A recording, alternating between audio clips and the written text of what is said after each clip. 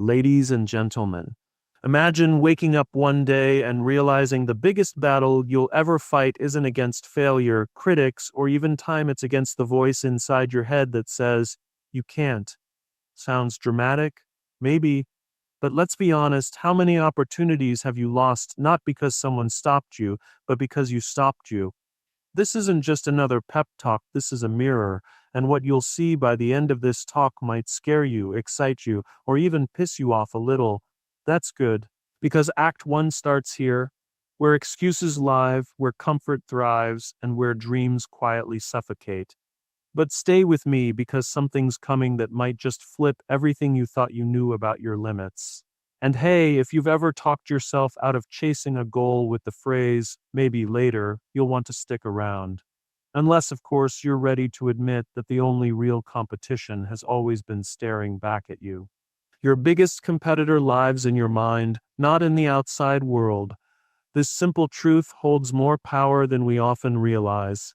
From the moment we open our eyes each day, we are faced with a silent battle, one that rarely shows up in our social media feeds or resumes. It's not about outdoing others, it's about outlasting the self-doubt, the fear, the hesitation that quietly whispers, maybe you're not good enough. We're conditioned to think that competition is external, that success is about being better than others, standing out, proving our worth in a world full of noise. But in reality, the fiercest battles are waged inside us, quietly, consistently, and relentlessly. It starts subtly, a thought, a hesitation, a second guess.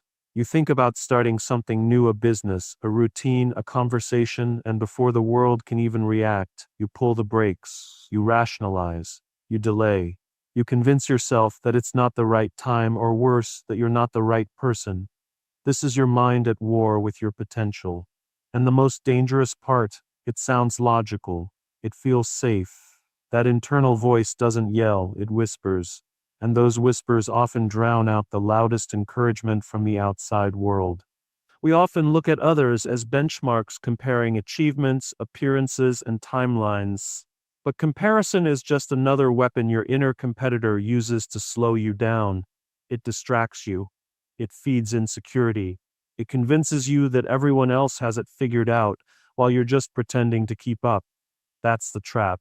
That's how you start running someone else's race, losing your own rhythm, and wondering why fulfillment always feels out of reach. Your inner competitor knows your weaknesses because it's part of you. It knows where your confidence wavers, where your fears live, where your past failures hide, and it uses them against you with surgical precision. When you're about to speak up, it reminds you of the time you were ignored. When you're about to try again, it plays back every moment you fell short. And the worst part, it always sounds like it's protecting you. It pretends to be your friend, saying things like, "Don't get your hopes up," or "Just wait a little longer." But it's not protecting you, it's paralyzing you. To win against that inner competitor, you don't need more validation from the world. You don't need applause or approval. You need awareness. You need to recognize when that voice is holding you back. And then you need courage, not the loud kind, not the heroic kind, but the quiet, daily kind. The courage to keep showing up, to push through the mental fog, to choose action over overthinking, to take one more step, even when doubt is screaming for you to stop. Think about how many times you've had a clear goal, a fitness plan, a creative idea, a personal project, and everything was in place, the timing, the tools, the knowledge. But then, nothing happened. Why? Because your internal resistance won, because that version of you that thrives on comfort and predictability outmuscled the version that hungers for growth. That's the battle. That's the fight. And it happens quietly in moments no one else sees, before the gym session, before the job application, before the difficult conversation, before the risk. It's in those moments that you either move forward or retreat. We underestimate how much power we give away to our own thoughts. We wait for the perfect mindset, the perfect mood, the perfect clarity. But mindset isn't found, it's forged. It's not about feeling ready, it's about acting in spite of not feeling ready. That's where you build your edge.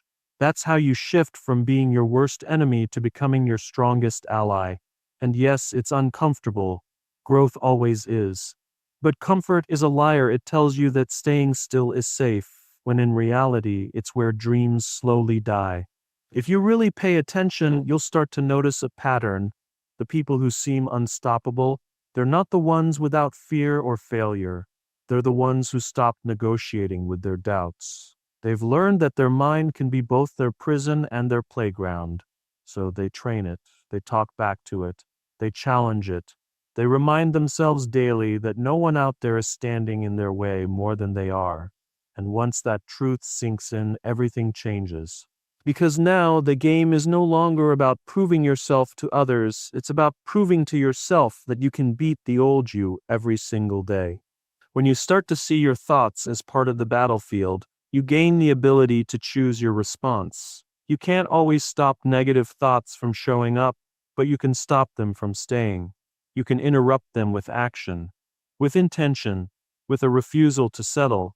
You can replace them with truths that serve you instead of limit you. And with each small win, each moment you show up anyway, you weaken that inner critic just a little more. You show it that it's not the boss anymore, that you're in control now, that you're here to grow, not to coast. Discipline beats motivation. Consistency is your secret weapon. It's easy to get caught up in the idea that success is all about motivation, that you need to feel inspired or excited to take action. Motivation is often presented as the fuel that drives us forward, the spark that ignites our passion. But what happens when that spark fades? What happens when you wake up, not feeling energized or ready to take on the world, but tired, uninspired, and questioning why you even started in the first place? Motivation, while powerful when it's there, is fleeting. It comes and goes like waves crashing on the shore, and if you rely on it as your sole source of action, you'll often find yourself stuck on the beach, waiting for the next wave to push you forward. That's where discipline steps in. Discipline doesn't wait for the right moment. It doesn't require motivation to show up. It's the quiet, persistent force that keeps you going, even when the excitement has faded and your energy is low. Discipline is what you turn to when motivation abandons you. It's the commitment to show up day in and day out, even when you don't feel like it. It's about understanding that the path to success is often built not on bursts of inspiration, but on the consistent, repetitive actions that compound over time. And while motivation might get you started, it's discipline that carries you across the finish line. Think about the habits that shape your life. Whether it's exercising, working on your career, or nurturing relationships, the real progress happens not when you're filled with energy, but when you choose to take the small actions required for growth day after day. It's the act of deciding every morning that you will push through, even when your mind is trying to convince you to quit. It's about building a routine that doesn't rely on how you feel, but on what you know you need to do. And the best part, the more you practice discipline, the easier it becomes. At first, you might fight it, feeling frustrated that motivation isn't there to support you. But over time, as you push through the resistance, your consistency builds a momentum of its own. The habit becomes ingrained, and the process becomes less about willpower and more about instinct. Now, imagine the impact of this over time. If you can be consistent in your actions, you'll see the results compound. It's like planting seeds every single day, knowing that eventually those seeds will grow into something far greater than you could have imagined. But only if you're consistent. If you plant the seeds, then wait a week, then skip a month, and then plant a few more seeds at random intervals, you'll never see the harvest you desire. Consistency is what turns those scattered seeds into a garden that thrives. It's not the one-off actions, the bursts of effort, or the sudden surges of energy that create lasting results. It's the small, steady steps taken regularly that lead to real transformation. One of the reasons discipline works so powerfully is because it removes the reliance on fluctuating emotions. Motivation can be like a roller coaster, and if you base your actions on how you feel in any given moment, you'll spend more time waiting for motivation to show up than actually doing the work. Discipline removes that uncertainty. It removes the need for external validation or an emotional high to get started. With discipline, you learn to show up even when it's hard. You learn to push through the discomfort, knowing that growth doesn't come from comfort, but from stretching your limits. And when you do this consistently, you begin to create a new standard for yourself, a standard that isn't based on your mood or motivation, but on your commitment to your goals and your growth. Consistency also builds trust with yourself. Every time you show up and do the work, even when you don't feel like it, you send a message to your mind and body: I can rely on me. This trust becomes the foundation of your confidence. It's no longer about waiting for someone else to push you or for the perfect conditions to line up. You've become your own source of motivation. Your discipline has created a relationship with yourself that is rooted in accountability and trust. And the more you build that trust, the more you realize that you're capable of achieving anything you set your mind to, simply because you know you can count on yourself to keep going no matter what. Discipline isn't glamorous. It's not the shiny, exciting part of success. It's the behind-the-scenes work that no one sees, the small choices that add up over time. But it's the most important part, because at the end of the day, anyone can feel motivated for a day or a week. But it's the person who shows up consistently day after day, regardless of how they feel, who will ultimately win the race. And that's where the real magic happens, not in the moments of excitement, but in the quiet, consistent work that slowly but surely transforms your life. Every excuse you make is a battle you're losing to yourself. It's easy to think of excuses as harmless, even justifiable at times.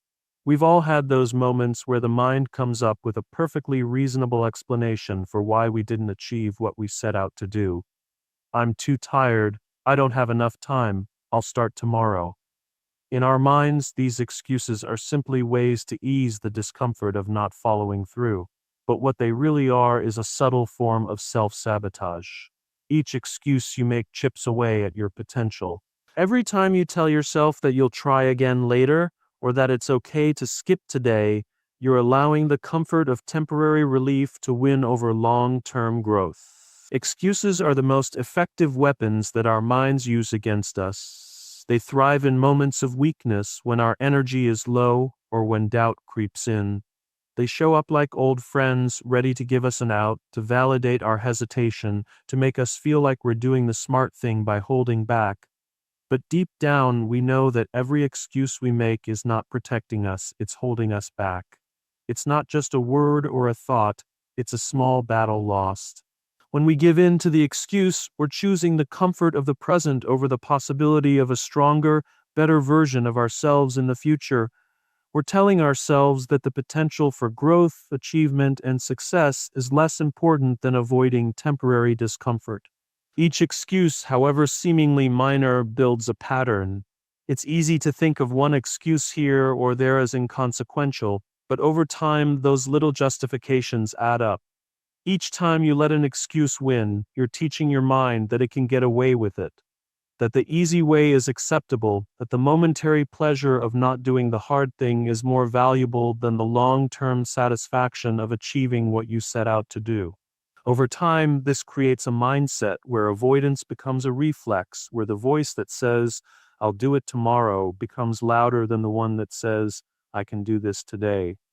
And before you know it, you're trapped in a cycle of procrastination and self-doubt, stuck in a loop of continuous self-defeat. The danger of excuses is that they start to shape your identity. You stop seeing them as temporary solutions and begin to accept them as part of who you are. You convince yourself that you're the kind of person who doesn't follow through. I'm just not the type of person who exercises regularly. I'm not good with money, or I can't finish what I start. These excuses become a self-fulfilling prophecy. The more you tell yourself these things, the more you reinforce them. And the more you reinforce them, the more you limit yourself. You create a box around your potential, and with each excuse, you tighten the walls until you're living within a version of yourself that's far smaller than you ever imagined. But here's the truth. Every excuse you make is a chance to either fight or surrender. When the moment comes where you're tempted to back out, to say no to your own potential, that's when the battle happens. That's when you can choose to break the pattern and move past the excuse. But it takes awareness and courage. It takes realizing that the voice telling you it's okay to stop now is not your ally. It's not protecting you, it's keeping you stuck. And the longer you listen to it, the harder it becomes to break free. It's not just a small defeat, it's the accumulation of all those small defeats that build up into a wall of limitations you've built yourself. Every time you reject an excuse and push yourself forward, no matter how small the action, you are winning. You're reinforcing the idea that you can rely on yourself. You're telling yourself that discomfort is not something to fear, but something to embrace as part of the growth process. It's in those moments of resistance where real progress happens. It's not in the days when everything feels easy and smooth. It's in the times when you least feel like doing something, but you do it anyway. That's where transformation occurs. It's not always glamorous, and it's certainly not always exciting. But every step you take forward, no matter how small, moves you closer to the person you want to become. The key to breaking free from excuses is understanding that they are not facts, they are just stories we tell ourselves. And the good news is, we have the power to rewrite those stories. We can choose to stop playing the victim in our own narrative. We can choose to stop being passive in the face of challenges. Each time you choose action over inaction, you reclaim your power, you take control of your life, and you send a message to yourself. I am not someone who gives up easily. I am not someone who backs down from challenges. Over time, this shift will become part of your identity. You will become someone who takes responsibility for their actions, who doesn't look for reasons to quit, but instead finds ways to keep moving forward. Excuses don't just rob you of your goals, they rob you of your future. They limit the opportunities you can access and the growth you can experience. Every time you choose to ignore them, you move one step closer to becoming the best version of yourself. So the next time you feel the pull of an excuse, remember this. It's not the world holding you back. It's not anyone else's fault. The only thing standing between you and the life you want is the story you tell yourself about why you can't have it. Progress begins the moment you stop blaming and start owning. It's an easy trap to fall into, to look outward for reasons why things aren't going the way you want. When we face challenges or failures, the natural response is often to point fingers. It could be someone else's fault, a missed opportunity, bad timing, or even just bad luck. But as long as you're placing blame on external factors, you're giving up control. You're surrendering your power to shape your own life. Progress, real progress, doesn't begin when you identify the things or people to blame. It begins the moment you stop doing that and start taking responsibility for your own actions, decisions, and the role you play in shaping your circumstances. Blame is a form of escape. It's a way to avoid the discomfort of facing the reality of where we are and what we have contributed to it. Blaming someone or something else feels easier in the short term because it allows us to distance ourselves from the situation. It gives us a sense of relief, even if that relief is temporary. But in doing so, we stop growing. We stop learning from our experiences. We prevent ourselves from moving forward because we've made an external factor the obstacle, rather than acknowledging that we might have the power to change things if we just shifted our perspective and owned our part. Taking ownership, on the other hand, forces you to confront the uncomfortable truth. It requires self-awareness, humility, and courage. It's easy to blame others because it takes the focus off us. But when you take responsibility for your own actions, your own choices, and your own path, you take control of the narrative. You acknowledge that while you might not have control over everything that happens to you, you always have control over how you respond.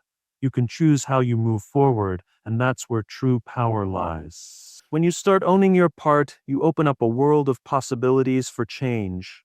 You can identify where you went wrong, where you need to improve, and what actions you need to take to get back on track. It's the first step in creating the momentum that will carry you toward your goals. Think about the times in your life when things didn't go according to plan. Maybe a job didn't work out, a relationship ended, or you failed at something you worked hard for. In those moments, blaming the circumstances, the people involved, or even yourself might have seemed like the easiest thing to do. It provided a temporary sense of relief or justification for why things didn't go your way. But the longer you stayed in that blame cycle, the more you allowed the situation to define you. The more you attached your worth or your success to something outside your control. The longer you blamed, the longer you stayed stuck. But the moment you shifted from blaming to owning, everything changed. You stopped being a victim of your circumstances. You became an active participant in your life. And that is when progress began. Owning your circumstances isn't about accepting everything as it is and resigning yourself to fate. It's about recognizing the areas where you have influence and responsibility. It's about looking at your life and saying, this is where I am right now, and I am responsible for getting myself to the next level. It's not about blaming the person who hurt you, the opportunity that was missed, or the failure that knocked you down. It's about taking accountability for how you respond to these events and what actions you take moving forward. Once you accept that you have control over how you react and move forward, you can stop waiting for things to change for you and start changing them yourself. The power of owning your situation is that it shifts the focus from external factors to internal actions. Instead of feeling helpless and at the mercy of circumstances, you start to see yourself as the one who can turn things around. You take responsibility for your decisions, for the steps you take, and for how you choose to grow from your experiences. This doesn't mean that you have to shoulder all the blame for everything that goes wrong in your life. It means that you're willing to accept that your actions, thoughts, and decisions play a role in where you are. And once you acknowledge that you can make conscious decisions to do better, to try harder, and to approach the future with a mindset of ownership. Taking ownership is also about forgiveness both for yourself and others. When you stop blaming, you create space for healing and growth. You let go of resentment, anger, and frustration, and you take control of the narrative. You stop allowing past hurts or mistakes to dictate your future, and you start moving forward with a sense of clarity and purpose. You realize that blaming doesn't change the past, but owning it empowers you to create a new future. Owning your journey is not always easy. It requires you to look at yourself honestly, acknowledge your shortcomings, and commit to doing the hard work of change. But it's also incredibly liberating. It's the moment you stop waiting for permission to succeed. You stop waiting for someone else to validate your efforts. You start showing up, even when it's difficult, because you understand that no one else is responsible for your progress. It's your journey, and only you can take the steps to move forward. When you stop blaming and start owning, you not only take control of your actions, but you also empower yourself to create the change you desire. And that's when progress truly begins.